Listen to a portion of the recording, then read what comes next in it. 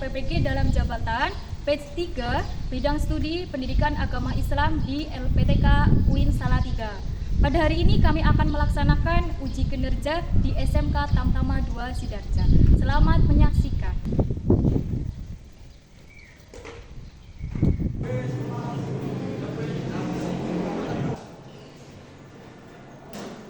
Assalamualaikum warahmatullahi wabarakatuh. Waalaikumsalam warahmatullahi wabarakatuh. Bagaimana kabarnya hari ini? Alhamdulillah, luar biasa. Allahu Akbar. Alhamdulillah semuanya sehat ya? Sehat. Coba cek kebersihan dulu di sekitar kalian, masih ada sampah atau tidak? Sudah bersih semuanya ya? Siap. Alhamdulillah. Silakan salah satu pimpin doa. Siap, gerak. Doa mulai. Doa selesai. Ibu akan absen dulu. Putra, Hadir. Fadil, Hadir. Bayu. Hadir. Untuk mengenang nasional kita, jiwa nasional kita, salah satu nanti ada yang memimpin menjadi dirijen ya. Kita nyanyikan dari Sabang sampai Merauke.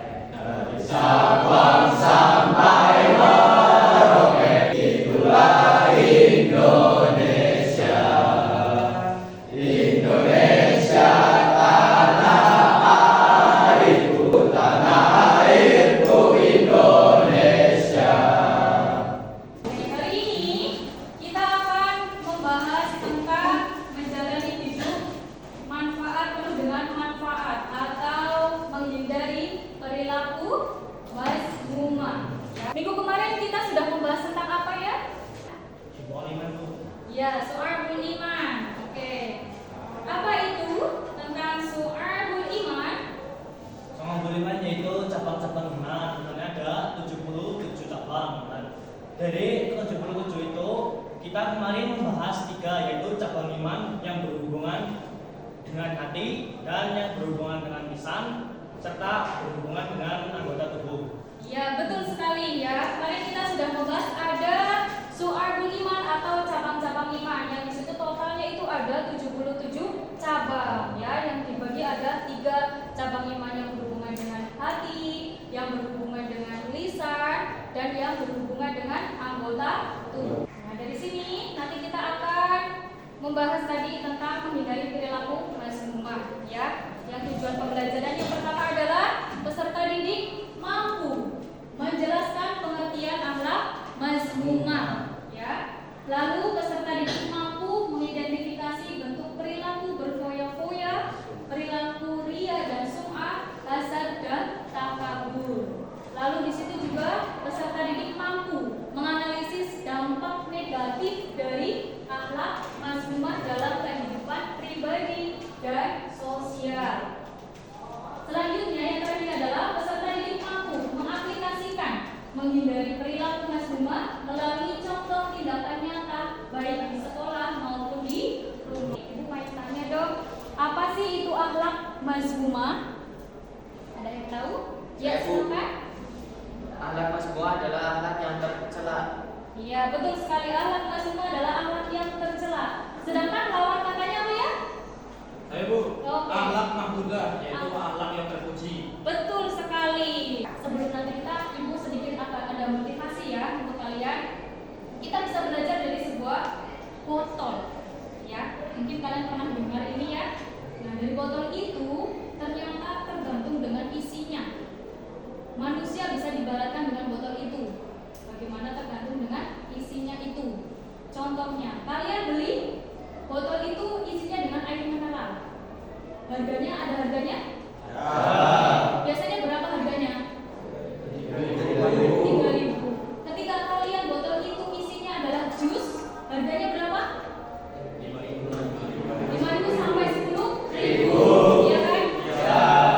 Berarti botol itu bisa menjadi ada harga yang tinggi itu tergantung dengan isinya. Begitupun dengan manusia. Kalau misalkan kita sebagai manusia tidak memiliki isi, berarti sama saja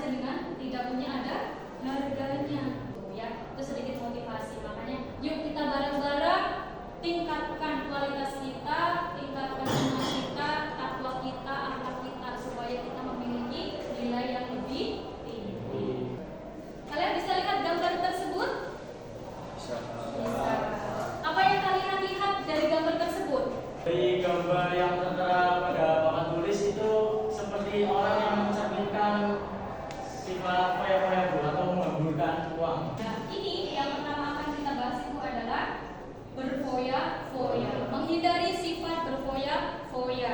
Dan di situ artinya ada banyak, yaitu ada israf, ya, ada juga tabdir. Israf dengan tabdir sama, yaitu artinya dengan boros. Sini israf artinya adalah berlebihan segala sesuatu yang dilarang, ya, termasuk dalam beribadah pun ketika kita berlebihan pun tidak diperbolehkan, ya. Lalu adanya tabdir, itu juga perilaku yang menghambur-hamburkan. Nah, itu maknanya sama, hampir sama dengan israf. Nah, lalu bahkan di dalam Al-Quran surat Al-Isra ayat 26 sampai 27, ya, di situ dikatakan Bismillahirrahmanirrahim, wa atidal qurba haqqahu wal miskina wa ibnas sabila wa ibnas sabili wa la tubadzir tabdzira innal mubadzirina kanu ikhwana syaitani wa kana syaitanu li rabbih kafura, yang artinya adalah dan berikanlah haknya kepada kerabat dekat, juga kepada orang miskin dan orang dalam perjalanan, dan janganlah kamu menghambur-hamburkan harta tersebut secara boros. Sesungguhnya orang-orang yang memboros itu adalah temannya syaitan, ya. Lalu dalam berfoya-foya ini bisa dimasukkan ke dalam, tidak hanya dalam bentuk harta atau uang saja, ya, tapi juga dalam bentuk makanan dan minuman. Israf dalam bentuk berbicara, yaitu apa? Berbicara yang tidak ada manfaatnya, ya, apalagi sampai memfitnahnya, menggibahnya. Nah, itu kan adalah israf, ya kan? Berlebihan kita dalam berbicara, tidak sesuai dengan, apalagi tidak sesuai dengan faktanya. Lalu ada lagi israf dalam bentuk penampilan, ya, memakai perhiasan, apalagi laki-laki pakai kalung, pakai anting, ya kan, pakai gelang. Ini yang pertama. Lalu ada juga yang selanjutnya adalah sum'ah atau riya, ya. Sum'ah dan riya itu masuk dalam satu kategori. Hanya saja kalau riya itu memperlihatkan, kalau sum'ah itu memperdengarkan. Dua-duanya sama, yaitu pamer, ya, artinya pamer. Kalau sum'ah memperdengarkannya, yaitu mungkin kalian sedang tadarus Al-Quran, ya kan? Misalkan kalian tadarus di masjid. Lalu yang selanjutnya yaitu ada hasad. Hasad itu artinya iri hati. Ini makna dari hasad. Dan yang terakhir adalah takabur atau sombong. Nah, orang yang sombong itu biasanya karena dia merasa memiliki kelebihan. Ini dari pengertian dari akhlak mazmumah.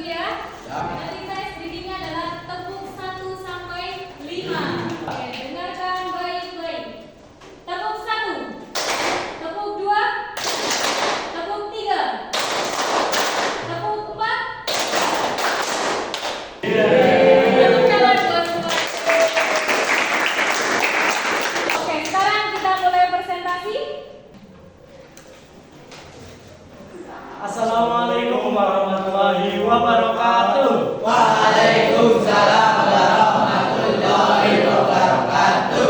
Perkenalkan, nama saya Ciko Hasil Ibrahim dan rekan saya Muhammad Wisnu Bayu Waji. Di sini kami akan memaparkan hasil dari jawaban kami. Andi dan Budi adalah teman sekelas dan bersahabat sejak lama. Keduanya sama-sama cerdas dan aktif di sekolah. Namun, di tahun ajaran ini, Budi mendapatkan kesempatan untuk mengikuti Olimpiade Sains tingkat nasional dan meraih juara. Budi juga sering membagikan prestasinya di media sosial, termasuk beasiswa yang ia dapatkan dari sekolah. Melihat semua pencapaian Budi, Andi mulai merasa tidak nyaman. Awalnya, ia hanya merasa sedikit cemburu, tetapi lama-kelamaan perasaan itu berubah menjadi kekesalan. Andi mulai merasa tidak senang dengan keberhasilan Budi, dan diam-diam ia berharap Budi gagal di ajang berikutnya. Ia bahkan sesekali menyebarkan isu negatif tentang Budi. Di antara teman-temannya mengatakan bahwa Budi curang atau bahwa beasiswanya karena koneksi orang dalam atau ordal. Setiap kali melihat unggahan Budi di media sosial, Andi merasa emosi dan ingin sekali mencari-cari kekurangan Budi. Pertanyaan analisis.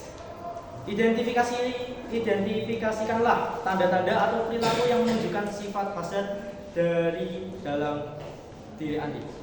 Dari hasil identifikasi kami menemukan bahwa Andi mulai merasa tidak nyaman, yaitu dengan diawalinya dengan rasa cemburu kepada Budi dan tidak senang dengan keberhasilan Budi, dan Andi terus berharap bahwa Budi gagal di ajang berikutnya, dan Andi juga terus-menerus mencari kesalahan Budi dan menyebarkan isu yang tidak benar. Oke. Pertanyaan kedua, apakah perbedaan antara hasad, iri yang membenci nikmat orang lain, dan hiddah, iri yang positif, ingin seperti orang lain tapi tanpa berharap hilangnya nikmat tersebut? Jelaskan dalam konteks kasus Andi dan Budi. Perbedaan hasad dan hiddah. Hasad adalah perasaan iri yang disertai keinginan agar orang lain kehilangan nikmat tersebut. Sedangkan hiddah adalah perasaan iri yang positif, yaitu ingin memiliki hal yang sama tanpa berharap orang lain kehilangan nikmat tersebut. Dalam kasus Andi dan Budi ini, Andi mengalami hasad karena ia tidak hanya ingin berprestasi seperti Budi, tetapi juga berharap Budi gagal dan kehilangan semua pencapaiannya. Sebutkan dampak negatif dari sifat hasad yang dialami oleh Andi, Budi, dan lingkungan yang ada di sekitar. Dampak negatif bagi Andi, hatinya menjadi tidak tenang dan mudah marah. Bagi Budi, bisa merasa tidak nyaman atau sedih karena perilaku temannya berubah dan menjadi iri kepadanya. Bagi lingkungan, suasana pertemanan menjadi tidak harmonis dan muncul perpecahan di antara teman-temannya. Oke, soal berikutnya nomor 4. Bagaimana cara Andi bisa mengatasi perasaan hasadnya? Sebutkan langkah-langkah praktis dan solusi Islami yang bisa ia terapkan. Langkah-langkah praktisnya adalah bersyukur atas nikmat dan kemampuan yang dimilikinya sendiri. Berdoa agar diberi hati yang bersih dan dijauhkan dari iri dengki. Dan yang ketiga, menghindari membicarakan keburukan orang lain dan fokus pada perbaikan diri sendiri. Oke, selanjutnya soal terakhir. Jika kamu adalah Budi, bagaimana sikapmu menghadapi teman yang iri padamu? Jika Anda sebagai Budi, tetap bersikap baik dan tidak sombong terhadap temannya yang iri. Yang kedua, tidak membalas sikap buruknya dengan keburukan. Yang ketiga, tidak memamerkan prestasi secara berlebihan di media sosial. Ya, kita minta maaf. Wabillahi taufiq wal hidayah. Wassalamualaikum warahmatullahi wabarakatuh. Waalaikumsalam. Alhamdulillah semuanya sudah masih semua sudah presentasi semuanya. Bisa kita ambil kesimpulan ya bahwa yang namanya hidup berfoya-foya, ria, sum'ah ataupun takabur dan hasad itu malah mempersulit diri kita sendiri. Kenapa kita niatnya adalah untuk ibadah tapi tidak bisa menolong kita nanti untuk di akhir? Karena amalan kita akan hilang, ya kan? Sudah tidak ada bekasnya, sudah tidak bisa menolongnya seperti tadi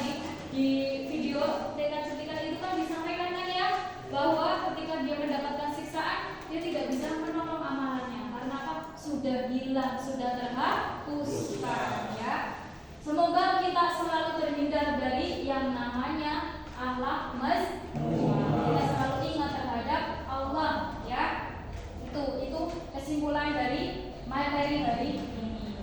Ya, lalu dengan materi ini apakah kalian merasa senang?